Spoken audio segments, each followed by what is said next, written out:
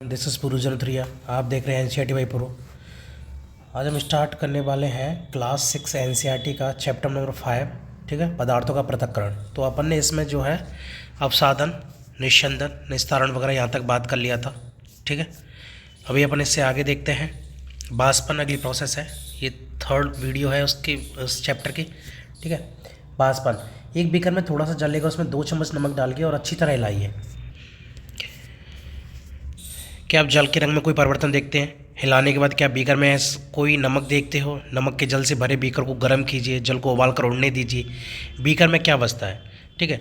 तो आपको करना क्या है कि देखो, किसी बीकर में आपने नमक से मिला हुआ जो है वाटर लिया, तो अगर आप उसका वाष्पन करोगे तो क्या करेगा कि जो वाटर रहेगा वो वाष्पन के थ्रू या फिर उड़कर जो है उड़ जाएगा, ठीक है। उड़ जाएगा, वाष्प में बदल जाएगा, वाटर लिक्विड जो वाष्प में गैस में बदल जाएगा और उड़ जाएगा। नीचे जो है सॉल्ट रह जाएगा, ठीक है। ये सॉल्ट रह जाएगा। ये पृथक्करण की विधि है वाटर से सॉल्ट को अलग करने की, ठीक है। इस क्रियाकलाप में हमने मिश्रण से जल तथा नमक को पृथक्करण करने के लिए बाष्पन की क्रिया का उपयोग किया, ठीक है। बाष्पन की प्रोसेस होती है ये, ठीक है। जो उड़ने योग्य वो उड़ा दिया हमने, जो बचा ठोस रह गया नीचे वो जो है हमारा शुद्ध पदार्थ है।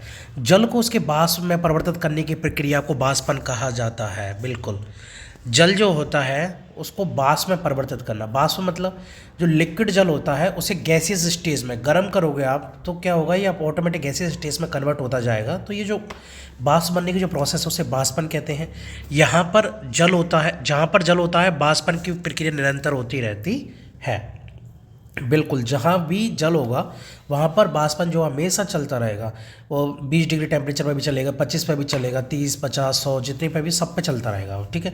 इसका एक जनरल सा एग्जांपल अपन देख सकते हैं कि अगर अपन बाहर कपड़ा सुखाते हैं धूप में, तो बाहर का टेम्परेचर 100 डिग्री थोड़ी होता है, लेकिन कपड़ा जो है वो सूख जाता है। अगर टेम्परेचर ज़्यादा है 40, 45, तो कपड़ा जल्दी सूख जाए 1-2 घंटे में, ठीक है। टेम्परेचर थोड़ा कम है 20-25, तो थोड़ा टाइम लगेगा, सुबह से शाम तक सूख पाएगा। लेकिन बाष्पन जो है वो धीरे धीरे होता जरूर रहेगा। ये नहीं कि 100 डिग्री सेंटीग्रेड इसका क्वथनांक है तो वहीं पर होगा, नहीं, वो चलता रहेगा, ठीक है। एनवायरमेंटल की गर्मी वगैरह और डायरेक्ट सनलाइट वगैरह उससे जो है वो चलता रहेगा। आपके विचार से नमक कहाँ से आता है? तो नमक जो है समुद्र के जल में अत्यधिक मात्रा में लवण मिश्रित होते हैं। इन्हीं लवणों में से एक लवण साधारण नमक है। जब समुद्र के जल को बड़े बड़े उथले गड्ढों में भरकर छोड़ दिया जाता है तो क्या होता है कि सूर्य का प्रकाश जब उसमें पड़ता है तो बाष्पन के द्वारा जो है पानी तोड़ जाता है और नीचे जो शेष रह जाता है, ठीक है, कुछ समय बाद सारा जल वाष्पित हो जाता है, ठोस लवण नीचे बच जाते हैं। तत्पश्चात इन लवणों के मिश्रण का शोधन करके साधारण नमक प्राप्त किया जाता है, क्योंकि इसमें बहुत सारे लवण मिक्स होते हैं। लेकिन अपन को क्या है कि प्रोसेस करेंगे, उसके बाद क्या साधारण नमक जो है अपन अलग करेंगे, ठीक है। अभी अपन ये जिस तरह से दिखा रखा है, ये गड्ढे हैं, गड्ढे बना रखे हैं अलग अलग कैरियर टाइप की से, ठीक है।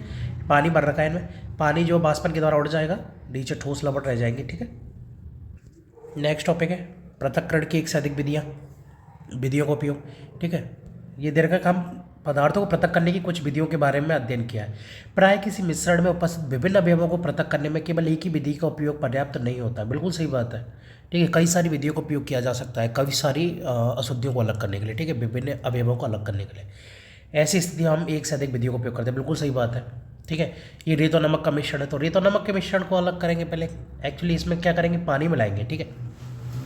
रेत और नमक का जो मिश्रण होगा उसमें पानी मिलाएंगे तो क्या होगा कि रेत जो रहेगा वो नीचे बैठ जाएगा और नमक जो वाटर के साथ घुल जाएगा, ठीक है।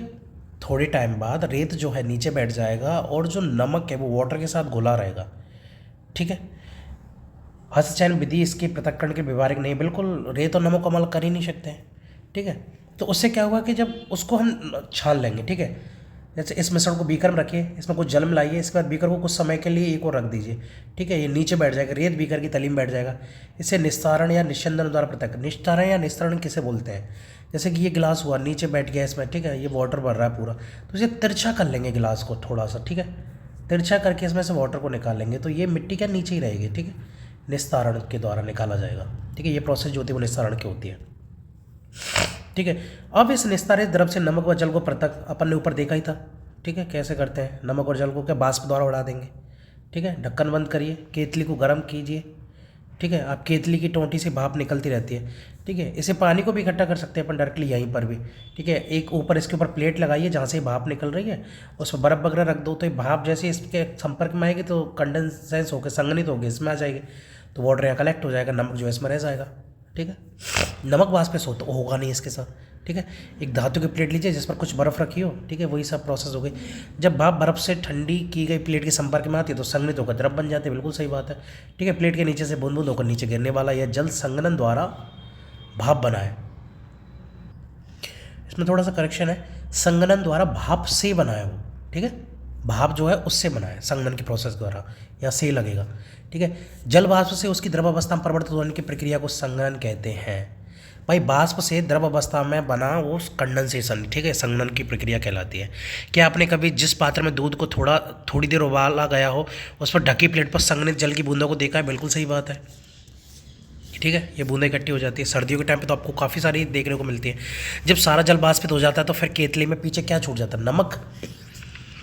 इस प्रकार हमने मिश्रण से नमक, रेत और जल को निस्तारण, निस्यंदन, वाष्प और संघनन विधियों द्वारा के प्रयोग द्वारा सफलतापूर्वक पृथक किया है, ठीक है।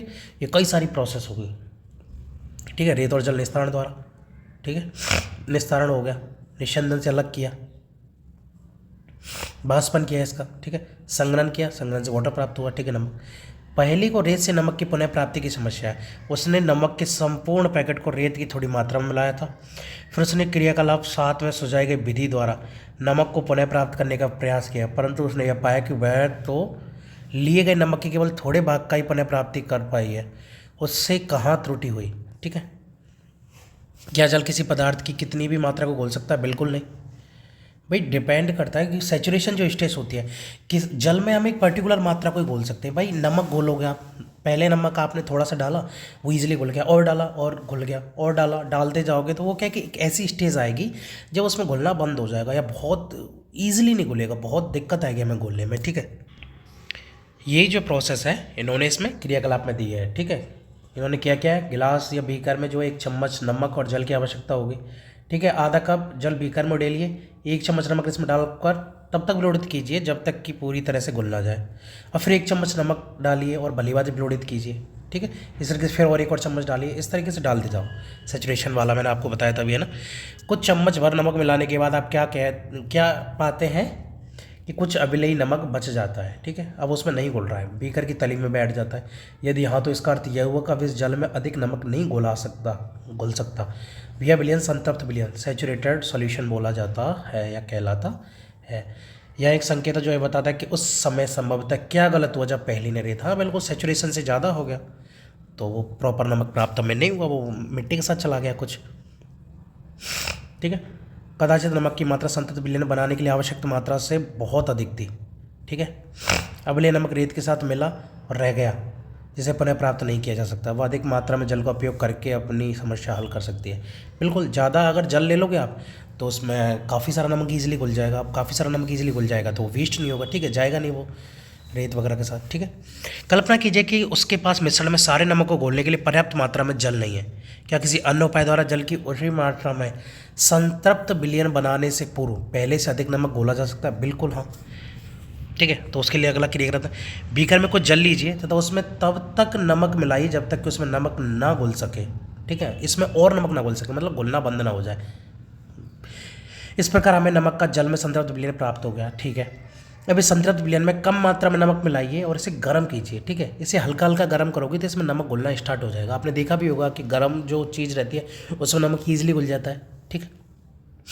क्या आप पाते हैं कि बीकर की तली वाले नमक का क्या हुआ, वो घुल गया। क्या अब यह घुल गया? यदि हाँ तो क्या इस विलयन को गर्म करने पर इसमें और अधिक नमक घोला जा सकता है? हाँ, थोड़ा सा और घोला जा सकता है। इस गर्म विलयन को ठंडा होने दीजिए। क्या बीकर की तली में नमक पुनः बैठता दिखाई देता है? हाँ, यह क्रियाकलाप सुझाता है गर्म करने पर नमक की अधिक मात्रा घोली जा सकती है। क्या जल में विभिन्न विलेय पदार्थों की समान मात्रा घुलती है? नहीं, बिल्कुल नहीं। अलग अलग पदार्थ की अलग अलग मात्रा होती है। 2 गिलास लीजिए और प्रत्येक में आधा कप पानी भरिए। 1 गिलास में 1 चम्मच नमक मिलाइए और तब तक विलोड़ित कीजिए जब तक कि वह घुल ना जाए। 1-1 चम्मच नमक की मात्रा विलयन संतृप्त होने तक डालते रहिए। नमक के चम्मचों की संख्या जो कि घोली गई हो 5.5 इसमें मतलब नोट डाउन करना नमक और चीनी का जो भी, ठीक है। इस क्रियाकलाप को चीनी से दोहराइए। आप इसको जल में विलय अन्य पदार्थों से भी दोहरा सकते हैं, ठीक है। क्या हमने पाया कि जल विभिन्न पदार्थों की विभिन्न मात्रा को घोलता है? बिल्कुल सही बात है। हमने पदार्थों के पृथक्करण की कुछ विधियों के विषय में चर्चा की है। इस अध्याय में प्रस्तुत पृथक्करण की विधियों का उपयोग विज्ञान प्रयोगशाला में भी किया जाता है। हमने यह भी सीखा कि पदार्थ को द्रव में घोलने से विलयन बनता है। यदि विलयन में और पदार्थ ना घुल सके तो यह विलयन संतृप्त विलयन कहलाता है। ठीक है, ये कंप्लीट होता है आपका चैप्टर। Thank you.